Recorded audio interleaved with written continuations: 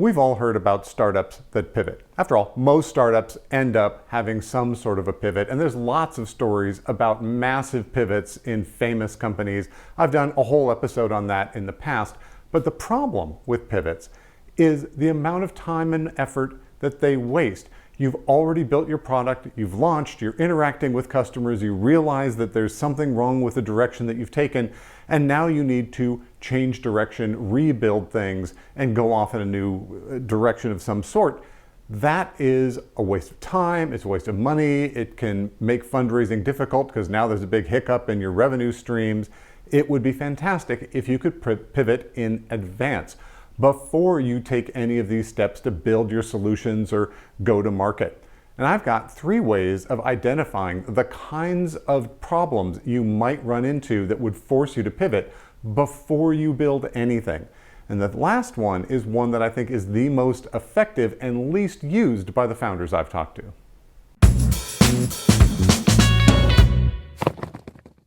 Welcome to Feel the Boot, the science of startups. I'm your host, Lance Cottrell, and I'm here to help you navigate that nearly vertical learning curve you're going to encounter as you launch your business.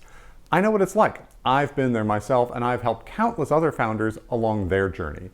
Now, this is part of our series of episodes on starting your startup. I'll put a link up there to the rest of that playlist, and of course, you can also find those episodes along with all of the rest of our content on our website, feeltheboot.com.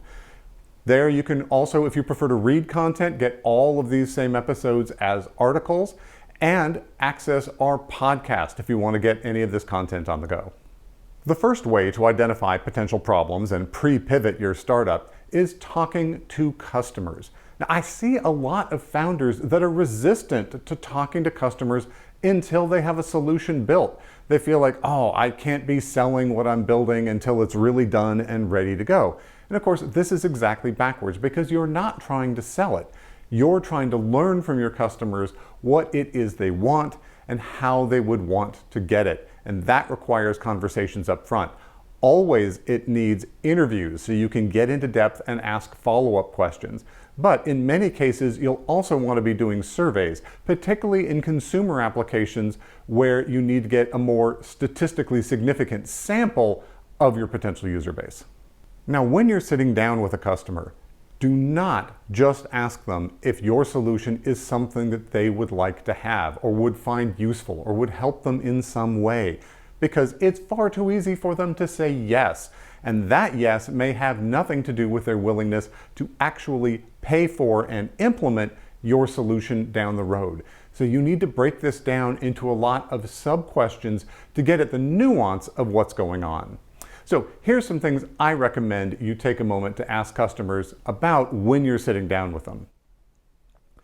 How big is this problem that we're trying to solve for you? Is this a massive pain point for you, or is it more of an inconvenience?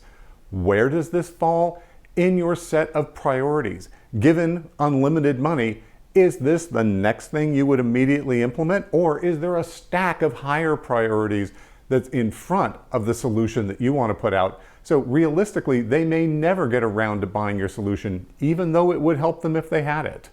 Ask them how they're addressing this issue now. In almost all cases, there is some way that companies are muddling through in the absence of your solution, even if it's incredibly manual or just living without the capability you provide. Apparently, they are able to live without it. Ask if they're actively looking for solutions to this problem. Is this something that they've been Googling? Have they been talking to other providers, trying to find something that solves this problem? Or are they more sort of passively waiting for people like you to come through and tell them about your solution, but they're not actually trying to find a solution to this problem, which is not a great sign. Ask them what they're nervous about when they think about implementing a solution like yours. What problems do they foresee? What reasons do they have that they might be hesitant to pull the trigger on a project like this? Talk to them about what good and bad experiences they've had implementing solutions of the same general type as yours with other vendors in the past, because often this will color their entire experience. We all know that in many cases, big transformational projects within companies have an insanely high failure rate, and no one wants to be the next person that's on a tombstone in the company's graveyard. Talk to them about how they measure or think about the value of the solution that you provide. How would they determine what it's worth and what kind of benefit they would receive from it? How will they determine, say, in a trial, whether or not you were successful? What metrics are they looking for? How do they make purchasing decisions? This is particularly relevant in a B2B context. Understanding who are the decision makers, who are the influencers on that. How do they do this? Is there a single decider or is there a committee? How are the budgets allocated for this? Is this something that they have discretionary ability to buy, or it needs to go through some sort of robust and Byzantine approval process? Understanding how that works and what are the patterns in how it works in your customers will make a huge difference to the way you go about selling. Finally, talk to them about how they like to pay for solutions like this. Are they looking for an as-you-go model where they pay for the actual usage that they have, or a per-seat model, or a enterprise-wide license for everyone in the company? What makes sense to them? And again, that should be a way of aligning the way you price the product with the way they feel about value from the solution. And at the end of the day, if this conversation doesn't lead to answers that suggest they are desperately hungry for a solution like this, they're actively searching for it, and it would be a top priority for them if this was available right now, you may need to be rethinking your offerings. You may need to pivot. Talk to them some more about what are their top priorities, and are those things that you might be able to address, because it's no fun running a business that's an afterthought for your customers. The next way to see if you need to pre-pivot your business is to work systematically at testing all of the assumptions that underlie it. There are going to be a whole lot of things that you assume to be true, but if they weren't true, would mean that your business will not function, or at the very least won't thrive. So you need to be doing either research or experiments to test all of those things to make sure that you're right, and if you're wrong, do something about it. Redesign your product, pivot, whatever you need to do to make sure that all of those assumptions at the end of the day are met, so the odds of success are much higher. Now the nice thing is, you don't need to have perfect experiments. We don't need 5 significant figures in your answer to know whether or not it makes sense to be doing Facebook ads for the kind of solution that you've got. Really, you just need a general ballpark. In my experience, either the answer you get is, yes, this is extremely cost effective, there's great margin and it will work, or we're not close, it's going to be terrible and there's no way to get there. And if you're right in that dividing line, that's kind of not a great sign, because you don't know whether it's going to go good or bad, and even if it's good, it's not very good. So as you grow and the efficiency of your marketing becomes less because you're starting to tap out your market, those numbers just inherently get worse. So you can just get a couple dozen answers, a couple dozen purchases or signups for a couple $100, and that'll give you an accurate enough answer to know if you're on the right track or need to go back to the drawing board. So depending on the nature of your business, you might need to get a ballpark figure on some or all of these numbers to determine whether or not the fundamentals of your business are going to work. You may need to understand your customer acquisition costs. CAC can be a huge factor, especially in consumer businesses. You need to understand your cost of goods sold, especially if you're a hardware company. What is it going to cost you to make this thing?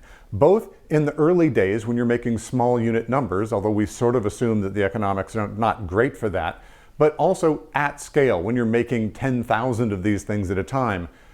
Does it still work? Does that work out? Does that make economic sense for you? But there are costs of goods sold in everything. If you've got consulting, if you've got even a SaaS service has servers to run and software to be subscribing to and other overhead costs that you need to deal with. Speaking of overhead, make sure you understand what that's likely to be. How many engineers do you need? How many support people do you need? How much kind of HR and other back office capabilities are you going to need? Many of these you can just take from industry standards that'll give you a general guideline that are unlikely to be too far off for the specifics of your business. And drill down on that. Get into all of your operational costs, your software subscriptions, your cloud hosting, right? There's a lot of other things that are going to go into your business. Make sure you've got them captured in your model. Test your pricing. Right? What's too expensive? What's too cheap? Are people actually willing to sign up to pay for it at the price that you're planning to use? The one that ideally from those earlier questions you know works. But you found a price that works, but it turns out no one's willing to pay it. That's not a viable direction. You need to go back to the drawing board. You're going to need to test your messaging. You've got an idea for how you want to talk about it, what will compel people to want to take your product, so that if they see an ad on Facebook, Google, an influencer, that message will resonate and they'll want to go there. You think. Always test these things. I cannot tell you how many times I have been appallingly wrong, where I've thought I know exactly how to sell this thing, I know exactly what to say to make people buy it, and I wasn't even close. And look at reachability. Can you get to these customers? It could be that it's a narrow window of time. You need to reach someone when they're pregnant and in their third trimester to sell them this thing they're going to need when the baby's born. Or a business is in the process of adopting some new set of processes, and once they've done it, they're not going to go back and look again. And if they're not thinking about making this change, then it's pointless to be talking to them. Right? There's a narrow window of time. Or it could be that it's a difficult demographic to target, either because it's not something that's listed on any of the ad engines as something that you can nail down, or it may be something they won't let you target for political or social or abuse kinds of reasons. And that will limit it. So now you need to find other ways of getting to those people. Some businesses are just very difficult to reach. I was selling to the government in the intelligence and national security space. Those people don't want to be found other than in certain venues. So you need to work out how to get invited to the right kind of conferences, get the clearances to be able to go to the right kinds of places. That took a lot of learning for us to understand how to reach those kinds of people, and our initial assumptions about their reachability were wrong. They were reachable, but we had to use different methodologies that we hadn't considered up front. Now, a lot of this data can come out of your customer interviews and surveys, which is great. Right? That's serving two purposes. But in some cases it won't, and you'll need to run experiments. So the key here is how quick and dirty can you get? Because we know we don't need super accurate numbers. We need order of magnitude. If you're within a factor of 2 of the actual right answer, that's probably good enough to get you where you need to be. Now, before I move on to the last and my favorite technique for pre-pivoting your business, I want to ask you for a favor, and you certainly know what it is by now. Like, subscribe, ring that bell. Makes a huge difference to the channel and tells YouTube that this is the kind of content you want to see more of, which I assume you do. But of course, that algorithm is a pretty fickle mistress and may not always point you to the new episodes as they come out, so I strongly encourage you to head over to Feel the Boot and subscribe to Bootprints. That's our newsletter. It only comes out when I release episodes like this, so it's pretty low volume, it's completely not spammy, but make sure you do know when the new content comes out, and it gives you access to my free office hours, so that if you've got a quick question to ask, the link in there will let you get on my calendar. But that does book up pretty far in advance, and they're right now only 15-minute time slots because I'm trying to get everyone in. So I set up paid office hours as well. If you go to feeltheboot.com/advising, you can see all of the options there. I'd love to talk to you, whether free or paid, about any issue you're having with your startup. My favorite way of identifying reasons to pre-pivot is called a pre-mortem. Now, we're all pretty familiar with the idea of a post-mortem. After some project goes disastrously wrong, we try to understand why it went wrong. What were the root causes of that, so we can avoid that in the future? But the whole problem is something has gone terribly wrong by the time you have a post-mortem. Right? This comes from the medical profession, where you have to die before they do a post-mortem on you to work out why you died. And that's kind of not a great case for the patient. Not a great case for your business either. It would be fantastic if you could spot the things that would destroy your project, your solution, your entire startup in advance. Ideally, as usual, before you have done any work. And that's where the pre-mortem comes in. The way a pre-mortem works is you sit down all the stakeholders. In the very early days, it's probably your co-founders, maybe your board, any advisors, any investors, anyone who really understands in some detail what it is that you're building, and put it in front of them. We are going to assume that this startup has failed, that our assumptions didn't work even though we've done our best to test and validate everything.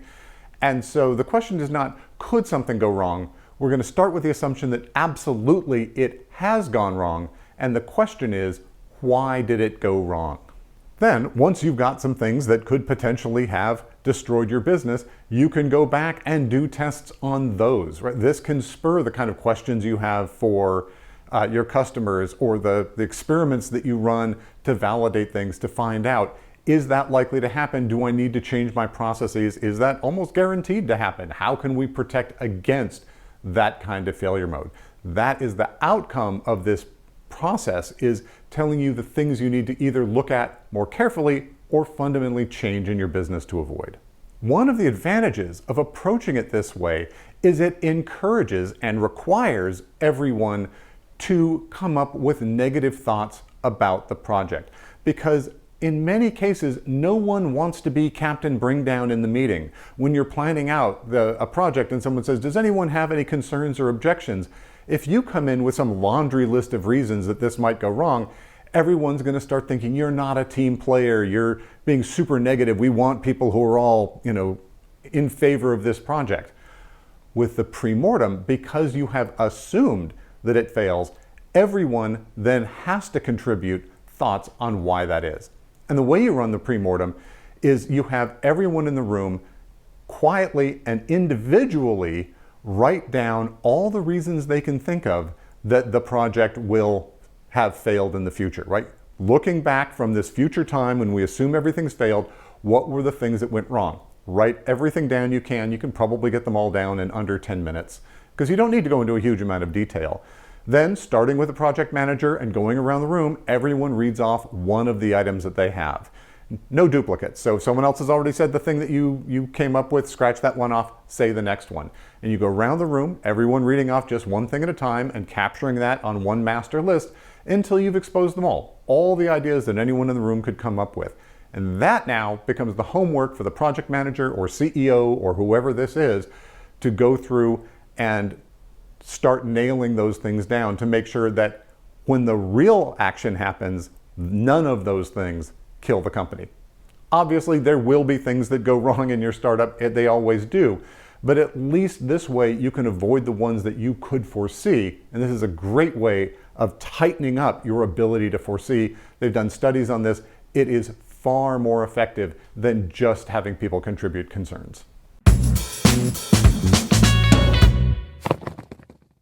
Thanks for watching this episode. I hope you found it useful and interesting. And in particular, I hope it helps you alter your business trajectory now as early as possible before you waste resources and have to learn things the hard way. And I'd love to hear from you what your experiences have been, whether you've tried any of these out or what kind of learnings you've had and how you were able to avoid disaster later by taking early action on the kind of experiments, conversations, and pre-morteming that you've done.